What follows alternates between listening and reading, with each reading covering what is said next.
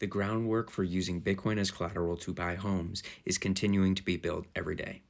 This past week, it was announced that Fannie Mae will accept Bitcoin-backed mortgages that are produced via a product with the collaboration of Coinbase and Better Home and Finance. While this is not the first Bitcoin-backed loan that exists, nor the first type of loan that you can get for a house, it is significant for a few reasons. First, so long as you're actually making the payments, there's no risk of a margin call. And that's because you are basically putting up your Bitcoin as collateral for the down payment on the house. You are still getting another loan for the actual house itself, and so the house is serving as collateral if, say, Bitcoin were to go down in value.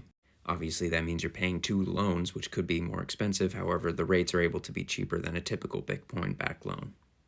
I also think this is an important stepping stone for people who give out loans to see Bitcoin as the pristine collateral that it actually is. Because if somebody were to be late on their payments or, basically be totally delinquent and they're saying, okay, we need to go ahead and access that collateral, they're going to see Bitcoin as something they can liquidate instantly. Whereas a house is going to take months, maybe even years, in order to be able to sell and recoup the cost of the loan.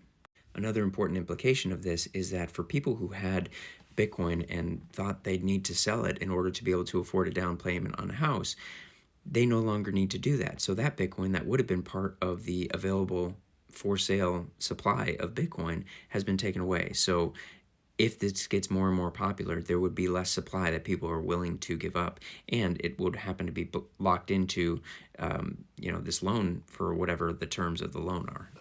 So with less Bitcoin available for sale and consistent demand, you would anticipate the price to go up, which would likely put more people in position to be able to afford a down payment on a house and therefore kind of continue this flywheel of Bitcoin's price going up and up and up.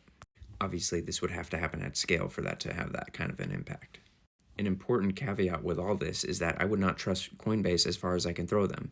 Just because you have your Bitcoin secured in some loan doesn't mean that your Bitcoin's actually safe, that it's safe from Coinbase getting hacked. It's that they actually are keeping it the way they say they're keeping it. They might, behind the scenes be moving this Bitcoin into somebody else's possession or, fractionally reserving it or things like that. Obviously, that would probably involve fraud. However, there is no way for you to prove it because you don't own a key. So it is incredibly important in situations where you are kind of holding your Bitcoin as collateral that you have a way to verify that you're actually holding the Bitcoin you think you are. So if you need a Bitcoin-backed loan, it makes a lot of sense to use a service where you actually hold one of the keys and can verify on chain that your Bitcoin hasn't moved.